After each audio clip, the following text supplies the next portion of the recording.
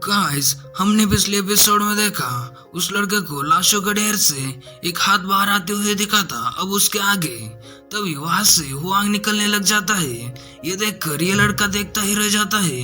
Huang उसे देखकर कहता है, क्या ही राहत मिली तुम्हें देखकर, तुम अभी भी जिंदा हो, मुझे तुमसे दोबारा मिलकर खुशी हुई। वो लड़का ये सुनकर चुप ही रहता है और एक सितारे को देखकर कहता है, क्या तुम जानते हो कि यह सुप्रीम रूलर का तारा है। वांग उसके साइड में बैठकर कहता है, लोग कहते हैं कि उस तारे की एनर्जी से जो बच्चा पैदा होता है उसका भाग्य सुप्रीम रूलर बनना तय होता है। मेरा अनुमान है कि इसका मतलब है दुनिया उल्टी हो जाएगी, लेकिन दुर्भाग्य से उस तारे को प्रकट हुए 12 साल हो गए हैं। लड़का कहता है, वह दुर्भाग्य क्यों है। वांग कहता है, क्योंकि मेरा जन्म उस तारे के प्रकट होने से 3 वर्ष पहले हुआ था। लड़का कहता है, तो यह बात है। वांग मन में कहता है, काश मैं 3 साल बाद पैदा होता, मैं सुप्रीम रूलर बन सकता था। लड़का मन में कहता है, सुप्रीम रूलर तारा, वह लाल सितारा जो मेरे जन्म के वर्ष में प्रकट हुआ था। और हुआंग से कहता है, इसके बारे में दुखी होने की कोई जरूरत नहीं है। तारा आमतौर पर प्रकट होने से कुछ वर्षों बाद हमें दिखाई देता है। वांग ये सुनकर कहता है, रुको, क्या तुम सुप्रीम रूलर के सितारे के बारे में जानते हो। गाइस, हमें इस लड़के का नाम इस एपिसोड में पता चलने वाला है, इसलिए मैं इसका नाम नहीं ले रहा हूँ। लड़का कहता है, वे कहते हैं कि जो उसकी एनर्जी प्राप्त करता है वह केवल उन बच्चों तक ही सीमित नहीं है जो उसके प्रकट होने के वर्ष के दौरान पैदा हुए थे। मूल रूप से यहाँ तक कि 3 साल पहले पैदा हुए बच्चों को भी इसकी एनर्जी प्राप्त होने की संभावना होती है। इसका मतलब है कि तुम सुप्रीम रूलर भी बन सकते हो। वांग ये सुनकर कहता है, रूलर सच में, और खुश होकर कहता है, जो कि एकमात्र स्थान जहाँ मैं रह सकता हूँ वह वैसे भी मुरिम है। मुझे लगता है कि सुप्रीम रूलर बनने का प्रयास करना मेरे लिए एक अच्छा विचार हो सकता है। और दोनों भी चांदनी रात को एंजॉय करने लग जाते हैं। वही हुआंग कहता है, लेकिन तुम उन लाशों के अंदर कब छुपे। लड़का कहता है, तुम्हारे जाने के ठीक बाद। हुआंग कहता है, तुम्हें पूरा यकीन था कि उनका सफाई हो जाएगा। लड़का कहता है, क्योंकि मुझे पता था जनरल, मैंने जो कहा कि पीछे हटने से हम जीत सकते हैं, यह जरूर नहीं सुनेंगे। हुआंग कहता है, ठीक कह रहे थे तुम। फिर मैंने सोचा कि मुझे इन बेवकूफों के साथ मरने की कोई जरूरत नहीं है। मुझे इसका एहसास तब हुआ जब तुमने पीछे हटने के बारे में बात की। एनिमीज को इस बेवकूफ मिट्टी के पहाड़ की सुरक्षा करने की कोई आवश्यकता नहीं थी, फिर भी वे इसकी सख्त सुरक्षा कर रहे थे जो हमें लुभाने के लिए था। और दांत पीसते हुए कहता है, सीरियसली कितनी मूर्खता है। उन्होंने सोचा कि यह जगह कोई अद्भुत जमीन है क्योंकि दुश्मन इसकी रक्षा कर रहे थे, और उन्होंने इस पर कब्जा करने और उस पर झंडा गाड़ने को लेकर इतना बड़ा हंगामा खड़ा कर दिया। ये सभी मौतें उन मूर्ख जनरलों के कारण हुई है। और उठकर कहता है, खैर, हालांकि यह मेरे लिए एक अच्छा अवसर बन गया है। हाथ ऊपर कर खुश होकर कहता है, मैं उनकी सेनाओं का त्याग करने जा रहा हूँ। एक गुलाम सैनिक के रूप में मेरा जीवन समाप्त करने का समय आ गया है। लड़का कहता है, क्या तुम एक वंशज के गद्दार भी हो। मतलब वो कह रहा है कि तुम अपने ही एम्परर के खिलाफ जा रहे हो। वांग कहता है, हाँ, तुम भी। इससे पता चलता है कि तुम भयभीत सैनिक क्यों थे। मैं गुलाम सैनिक बनने के लिए फोर्स किया गया था। चलो साथ चले जाए। अभी वो लड़का सिर्फ मुंडी हिलाता है। वांग कहता है, नहीं। लड़का दुखी होकर कहता है, ऐसा नहीं है कि मैं नहीं चाहता, लेकिन मैं नहीं कर सकता। मेरे पास 2 लोग हैं जिनकी रक्षा मुझे करनी है। मेरी माँ बीमार है और फिर मेरी बहन जो उससे भी ज्यादा बीमार है। वहाँ हंसते हुए कहता है, यह अच्छा है।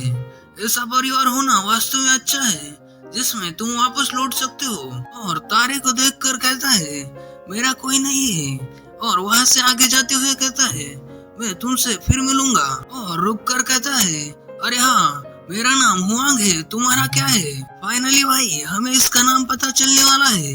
वो मुंह फेरते हुए कहता है, जॉन रयूंग। हुआंग ये अजीब नाम सुनकर कहता है, क्या कहा तुमने। गाइस, मैं तो इतना बड़ा नाम प्रोनाउंस नहीं करने वाला हूँ, मैं इसे चेन कहूंगा। चेन चिल्लाकर कहता है, यदि तुमने इसे नहीं सुना तो इसे भूल जाओ। हुआंग कहता है, भाई क्या ही गुस्सा है तुम्हारा। हुआंग वहां से जाते हुए कहता है, यदि नियति हमें फिर मिलाना चाहेगी तो हम फिर मिलेंगे। और नीचे छलांग लगाकर कहता है, मैं सच में इस समय जा रहा हूँ, कहकर वहां से चला जाता है। चेन उसे जाते हुए देखकर उदास होकर मन में कहता है, वो चला गया, अब सिर्फ केवल सितारा और मैं ही बचे हैं। और कहता है, अब चूंकि एकमात्र स्थान जहाँ मैं रह सकता हूँ वह वैसे भी मुरिम है, मुझे लगता है कि मुझे भी सुप्रीम रूलर बनने का प्रयास करना चाहिए, एक सुप्रीम रूलर। और कहता है, मुझे इसकी परवाह नहीं है कि तुम सुप्रीम रूलर बनोगे या नहीं। अभी सीन शिफ्ट होता है। दो लोग जो कि बहुत ज्यादा पावरफुल है, इन दोनों पर नजर रखे होते हैं। लड़का कहता है, उन दोनों में से सुप्रीम रूलर का तारा कौन है? लड़की कहती है, किसे होना चाहिए, आपको क्या लगता है? लड़का कहता है, क्या भाग्य के विरुद्ध जीतने वाला सुप्रीम रूलर नहीं बनेगा? लड़की कहती है, हाँ यह सही है, भाग्य का संबंध इस पर कब्जा करने और इसे आपके निर्णयों के अनुसार आकार देने से है। जो लोग प्रतीक्षा करेंगे उनके पास कुछ नहीं होगा, और दूसरा वह जो इसके माध्यम से सुप्रीम रूलर बन सकते हैं। सीन शिफ्ट होता है डायरेक्ट 11 साल बाद, उस वर्ष की शरद ऋतु में, मतलब ऑटम सीजन में। मुरिम गठबंधन, जिसमें सैकड़ों रूढ़िवादी सेक्ट शामिल थे, ग्रेट पावर के कब्जे में आ गए हैं, और सभी सीमांत ताकतें जो डिमोनिक कल्ट के इर्द गिर्द घूमती है, डार्क हेवन ट्रूप के साथ एकत्रित हो गई है। कुछ ही समय बाद सेंट्रल प्लेन मुरिम, जिसका केंद्र मुरिम अलायंस था, और फ्रंटियर मुरिम, जिसका केंद्र डार्क हेवन ट्रूप था, रूल करने की अपनी महत्वाकांक्षा को व्यक्त करते हुए एक दूसरे की ओर बढ़ने लगे। अभी सीन शिफ्ट होता है। एक एस्कॉर्ट एस्टेब्लिशमेंट एक ऐसी जगह है जहां आपका मार्गदर्शन करने या आपके सामान को एक स्थान से दूसरे स्थान तक ले जाने के लिए एस्कॉर्ट टीम को काम पर रखा जाता है।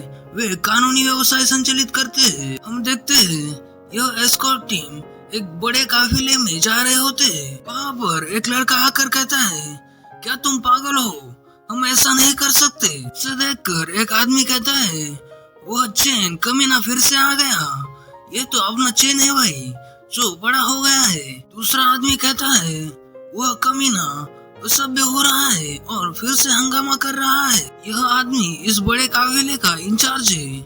इसका बॉडीगार्ड कहता है, क्या तुम्हारी मृत्यु की इच्छा है या और कुछ? तुम्हारी एस्कॉर्ट लीड को पागल कहने की हिम्मत कैसे हुई? चेन चिल्लाकर कहता है, हमें माउंट एसो के आसपास वैकल्पिक मार्ग नहीं अपनाना चाहिए। यदि हम वह मार्ग अपनाते हैं तो हमें कम से कम 3 अतिरिक्त दिन लगेंगे। वह गार्ड इंचार्ज की तरफ हाथ करके कहता है, इसलिए इन्होंने कहा कि वह हमें अपनी जेब से 3 दिन का वेतन देंगे, है ना?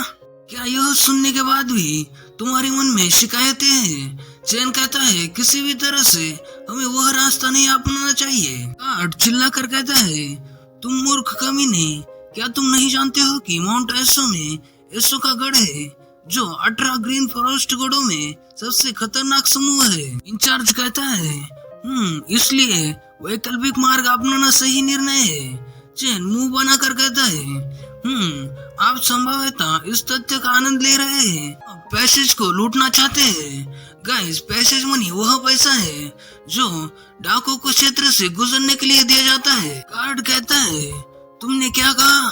चेन कहता है, पक्षी जो खाते हैं उससे मरते हैं और मनुष्य अपने लालच से मरते हैं। गार्ड चिल्लाकर कहता है, क्या अब तुम सिर्फ इसलिए दिखावा करना चाहते हो क्योंकि तुम थोड़े पढ़े लिखे हो? चेन कहता है, यहाँ हर किसी की जीवन और मृत्यु इसी निर्णय के आधार पर लटकी हुई है। गार्ड चेन पर उंगली करके कहता है, और हम वैकल्पिक मार्ग इसीलिए अपना रहे हैं ताकि हम सभी जीवित रह सके। चेन कहता है, नहीं, आप सभी मरने वाले हो। दोनों एक साथ कहते हैं, तुमने क्या कहा? चेन कहता है, तुम्हारे उस लालच के कारण। गार्ड कहता है, रूड कमीने, तुम्हारी इतनी हिम्मत कैसे हुई? अपने उस मुंह के कारण तुम एक दिन मर जाओगे। चेन कहता है, दुर्भाग्यवश मैं वास्तव में अपने इस मुंह के कारण जीवित रहूंगा। ये सुनकर तो इन दोनों को और भी ज्यादा गुस्सा आता है। गार्ड कहता है, ये पागल कमीना। शेन कहता है, क्योंकि मैं अपने साथियों को बचा रहा हूँ। और मन में कहता है, तुम इस मुंह से डरते हो। और भाई लोग, ये वाला एपिसोड यहीं पर खत्म हो जाता है। यार लाइक शेयर सब्सक्राइब और कभी कमेंट भी कर लिया करो यार। अगला एपिसोड देखने के लिए डिवाइन एनिमेटेड को जरूर सब्सक्राइब करना। Okay bye guys.